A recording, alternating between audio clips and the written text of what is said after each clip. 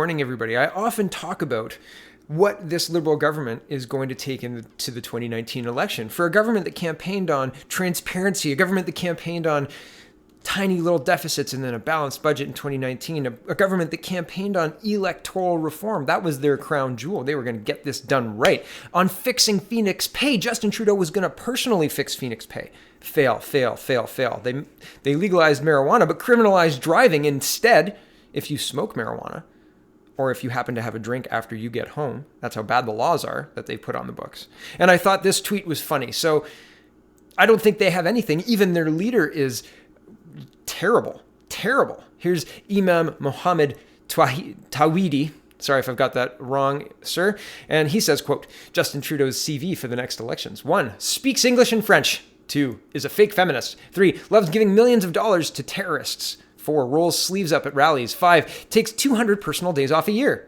6, illegal vacations with the Aga Khan. 7, SNC corruption. 8, silencing women and expelling them from his caucus when they don't like it. So yeah, what is he going to ride into election this year? He doesn't have any of the moral authority that he had before he was leader. I mean, he didn't have any moral authority, but the people didn't know that, and the press made it seem like he was a morally righteous kind of guy, because that's what the press's job was, to get him elected. But now he doesn't have marijuana legalization. He doesn't have electoral reform. He's got, look, we closed the borders after 3 years of people screaming about it and us calling you racists. And I don't know. There's nothing else, really. We didn't blow up the economy by not negotiating a new NAFTA, USMCA, except that, forget about those steel tariffs. We kind of messed that up, right, guys? And making Saudi Arabia really angry and shutting down Trans Mountain Pipeline and other pipelines that were actually ready to go with no public money at all. And now we have a $4.5 billion pipeline that's old and nobody wants to build. And so it seems like bad money after bad, and bad leadership and bad choices. And what do they have to highlight? There's nothing to highlight for them. And I found this interesting. Yesterday I talked about how it is Palm Sunday, because yesterday was Palm Sunday, and that used to be a big deal. And I had a big feast. I don't go to church regularly. Full transparency here. So I appreciate if you do go to church. But at the same time, the pandering is ridiculous. If you're going to pander to certain people, pander to all people. Don't conveniently forget a big holiday or a big event or a big whatever in favor of other people's big event. Right? It seems tone deaf. It seems strange. We're going to pander to this group of people that has a whole bunch of political muscle, according to the articles I read yesterday. So it's interesting to see Andrew Scheer jumping on this bandwagon and also not tweeting about Palm Sunday or anything to do with the Catholic tradition at all, which also had a big day yesterday. Really strange. Here's Andrew Scheer saying, quote, today Sikhs will celebrate the holiest and most significant day in the Sikh religion, Vaisakhi. I believe that's how you say that. On behalf of Canada's Conservatives, I extend my best wishes to Sikhs in Canada and around the world celebrating Vaisakhi. My statement, and he's got a statement here, and we're not going to watch it because, again, I don't have a problem with him, having multiple tweets to pander to big voting blocks. If that's how you want to play politics that way. You clearly do, sir, and that's fine. But my problem is, why leave other people out, right? Are they not a voting block you want to appeal to? I don't understand the strategy here. We're just going to ignore all of those Catholics. And here's the Sikhs. I don't get it. And again, my problem is not with the pandering, nor with Sikh people. I understand they had a big day yesterday, right? Happy Vishanya, or Vaisakhi. But that's not the point. If you're going to do one, do everyone. If you're going to pander to all. It's so strange. Why is this acceptable? Why are Canadian people allowing this? It's incredible.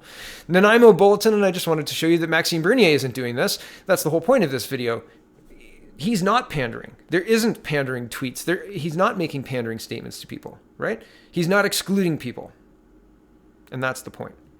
Nanaimo Bulletin is tweeting, quote, Maxime Bernier, leader of the People's Party of Canada, has just arrived in Nanaimo for 3 days of campaigning in the riding. Here he is with Jennifer Clark, and they've got a by-election happening.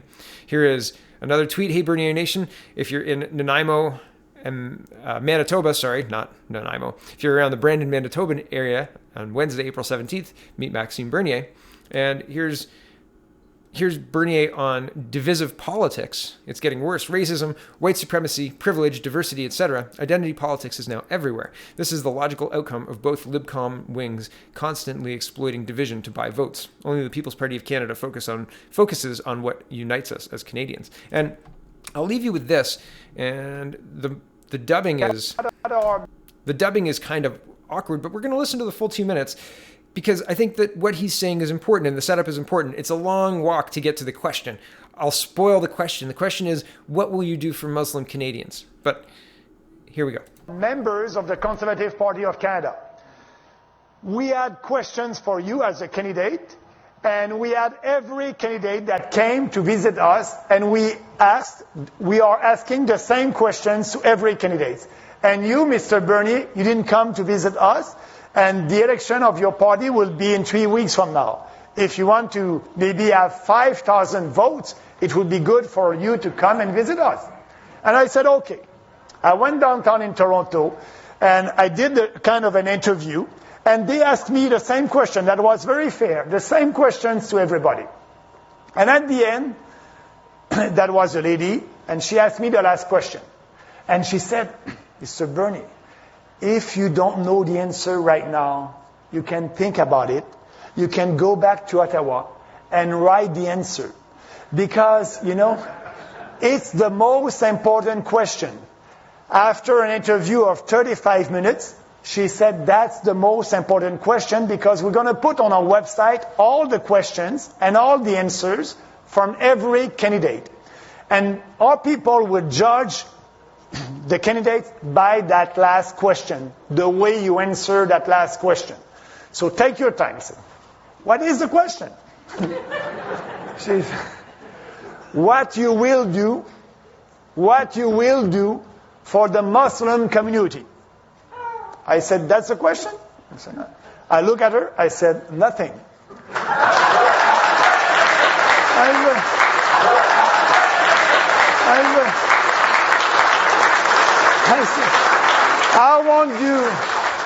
I won't do anything for the Muslim community. I won't do anything for the Jewish community. I won't do anything for the Christians community.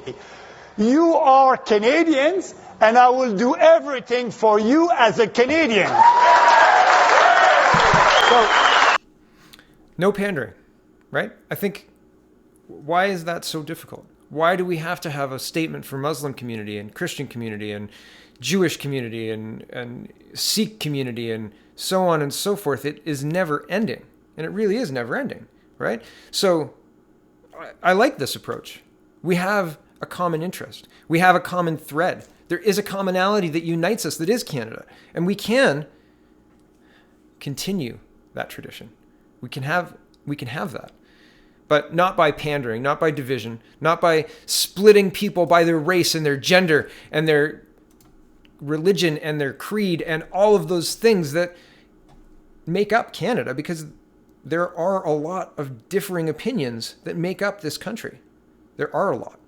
And that is okay. It used to be okay too, but now racism and white supremacy and privilege and diversity are overtaking the conversation on what promotes and pushes forward the common good of all Canadians, right? Not you're privileged and so you get more from this tax cut. Anybody making more money necessarily benefits from the tax cut. If you are at the top of your tax bracket and there's a 10% drop, you have more money being at the top of your bracket and have more money in your pocket from that drop than somebody who makes less money, because necessarily they make less money and get less in the drop.